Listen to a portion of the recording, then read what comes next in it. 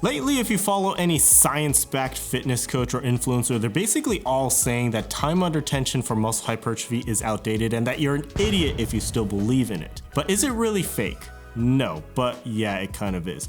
It's a bit complicated, but since no one actually explains anything past their condescending POVs, I'll do it here. For those unfamiliar, time under tension has long been proposed as the mechanism of muscle growth and hypertrophy. In a nutshell, when you are training for hypertrophy, keeping the muscles under tension for extended periods of time is the main mechanism of stimulating muscle growth. The problem with time under tension is that time is the greatest factor being given attention in that equation, but no one has ever really found the critical threshold for how long a set should last for optimal hypertrophy.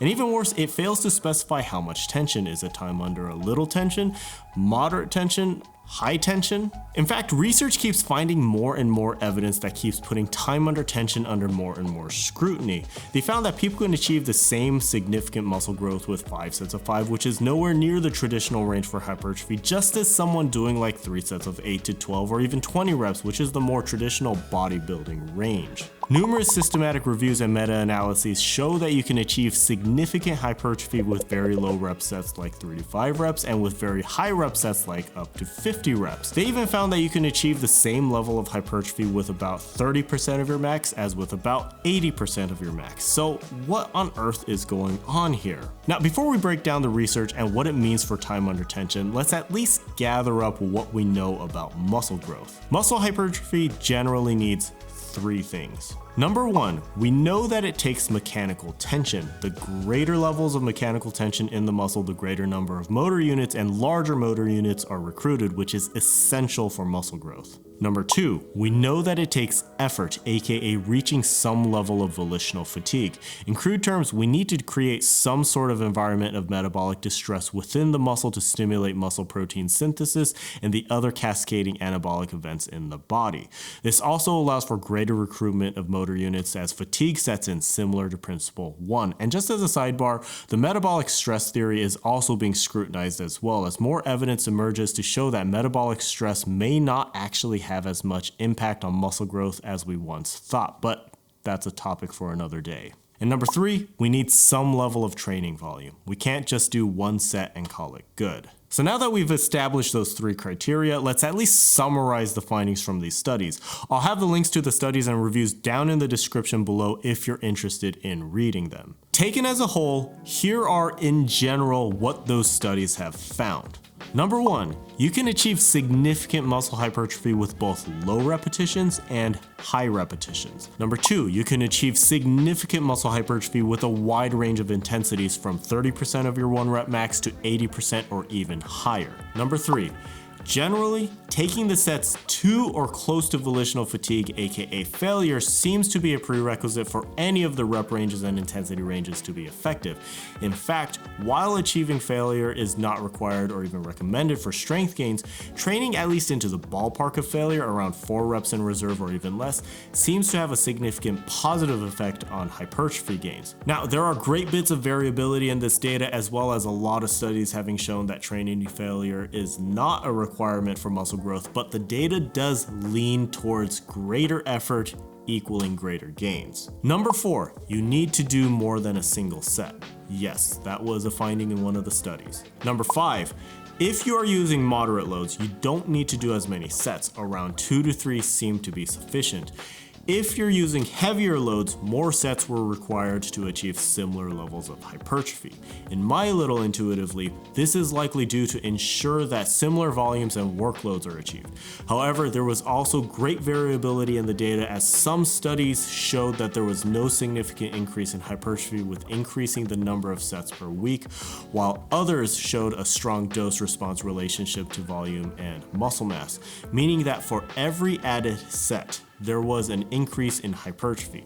However, the data does lean towards the idea that there is a ceiling to the number of sets that you should do on a practical basis. Now, there is a lot more to be learned from these papers, so I highly encourage you to go through and read them yourself. So a lot of that turns a lot of what we've theorized about resistance training on its head, including the idea that specific rep ranges only suit specific goals. You know, 1 to 5 reps is good for strength, 8 to 12 is optimal for hypertrophy, and any more than 12 is only for endurance. It's what every fitness professional learns at some point, and it turns out it doesn't even scratch the surface. It turns out the hypertrophy rep range might just be all rep ranges. And it also seems to put time under tension under great scrutiny. Like I mentioned earlier, time under tension places an emphasis on the time aspect of lifting during a set, but the plethora of evidence that we just went over shows that it's way overvalued.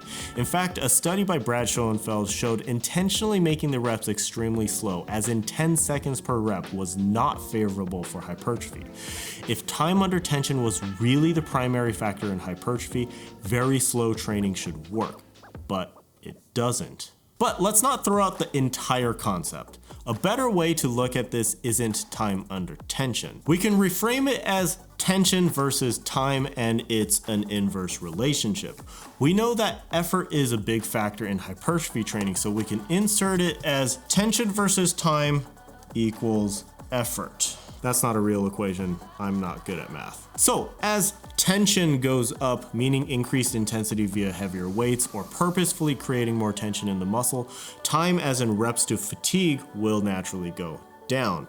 As tension goes down, time or reps to fatigue will naturally go up. By the way, even I'm not a huge fan of this equation that I just came up with because it still overemphasizes time. And volitional fatigue is important. Absolutely none of this matters if you're taking it easy and stopping your sets far too short of fatigue. Actually, maybe I should write it like this. Tension plus effort to fatigue equals hypertrophy. I don't know, but you get it. The important thing here is effort and taking the sets closer to failure, but even then this isn't a perfect relationship because as we approach the extremes of this relationship, we run into some issues. For example, I've never really heard of anyone gaining a ton of muscle using sets of 1 or 2 reps with extremely heavy weights despite what we learned today.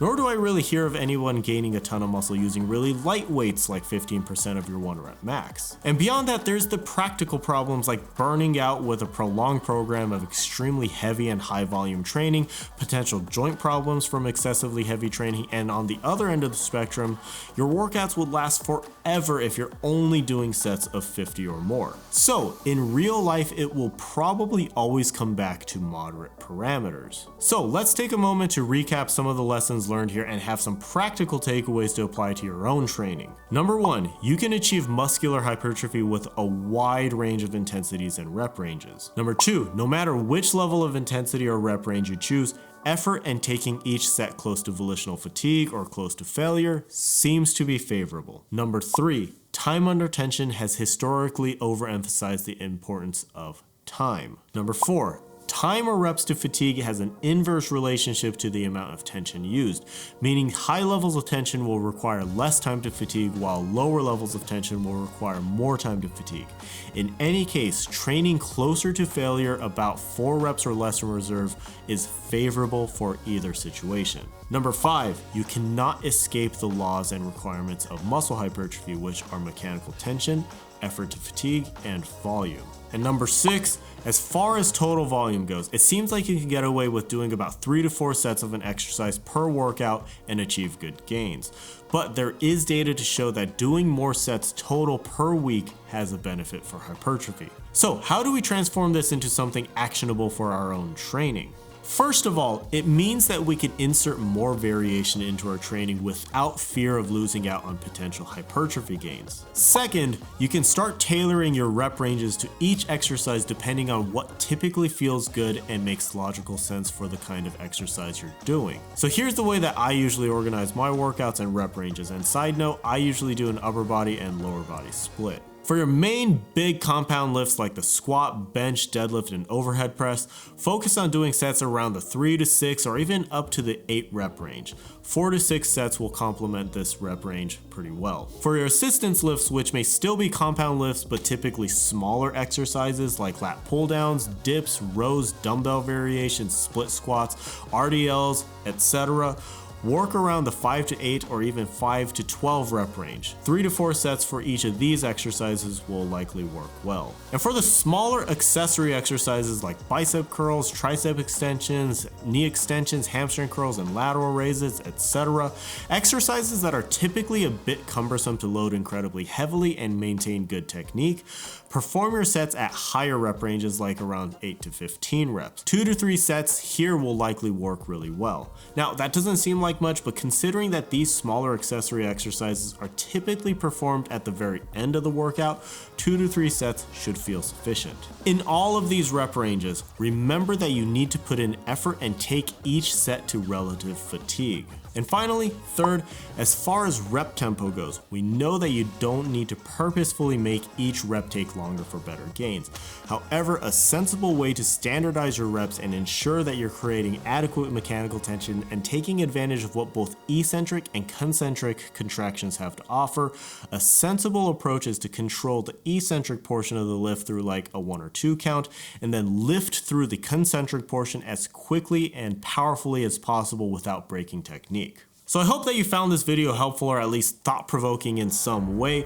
Time under tension has been a long-standing concept, but as new information comes out, the intelligent thing to do as movement professionals is to learn from it and apply it to our own practice or training. Let me know what you think, and if you have any questions, put them down below. Let's have some good discussions in the comment section. I honestly just want to spread as much helpful information as possible.